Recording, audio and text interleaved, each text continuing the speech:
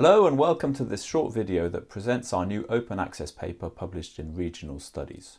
Regional Incidence and Persistence of High Growth Firms, Testing Ideas from the Entrepreneurial Ecosystems Literature.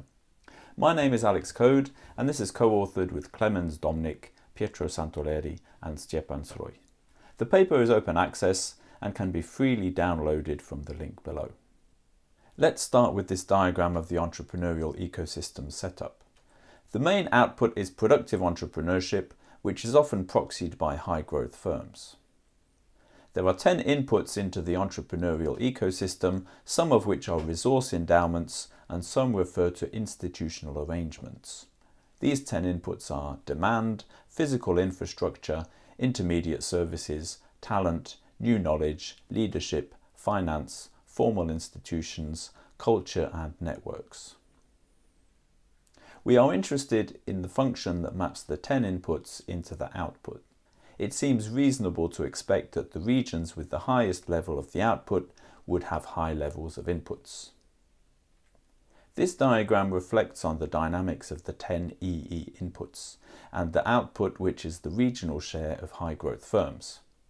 The EE inputs are often operationalized with indicators such as kilometers of motorways, air transport infrastructure and the presence of universities, which are of course highly persistent and time invariant because they do not change much from one period to the next.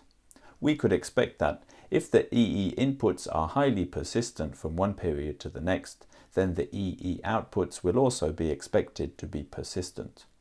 For example, given the persistence of inputs, we would not expect a region to be high ranking in terms of outputs in one period and low ranking in terms of outputs in the next period.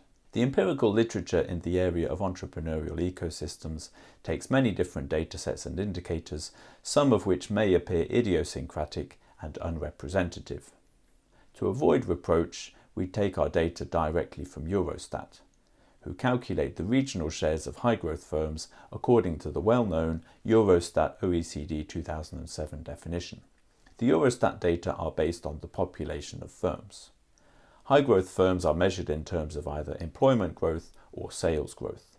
Regional shares of high-growth firms are calculated as the number of high-growth firms divided by the total number of firms with 10 or more employees. Regional shares of high-growth firms are calculated at the NUTS 3 level as well as the NUTS 2 level. Our data is an unbalanced panel that includes up to 20 European countries over the period 2008 to 2020. We start by looking at the leaderboard of regions with the highest regional shares of high-growth firms. Where are the Silicon Valleys in our sample of 20 European countries? We could expect that regions with the highest levels of outputs correspond to the regions with the highest level of inputs. In other words, the strongest entrepreneurial ecosystems. Instead, we see that these regions are mainly in Spain, Italy, Portugal and Finland. The top 5 entrepreneurial ecosystems in our sample of European countries apparently are La Gomera and Lanzarote in the Canary Islands and Valencia, all in Spain, Poi-Joyce-Poi-Janmar in Finland and Medio Campidano in Sardinia, Italy. This does not match well with popular conceptions of Europe's entrepreneurial hotspots. Remember that we are using standardized indicators built from census data. The problem is not with the data. We then see if more developed regions that presumably have stronger entrepreneurial ecosystems have higher shares of high-growth firms. We look at 5 indicators for regional development: GDP per capita, patents per capita, R&D investments per capita, and 2 variables based on an entrepreneurial ecosystems index. Overall, there does not seem to be the expected positive relationship between regional development and regional shares of high-growth firms. More developed regions do not have a higher share of high-growth firms. We also investigate persistence of high-growth firm shares by either pooling together all periods, shown here on the left, or distinguishing by time period, shown here on the right.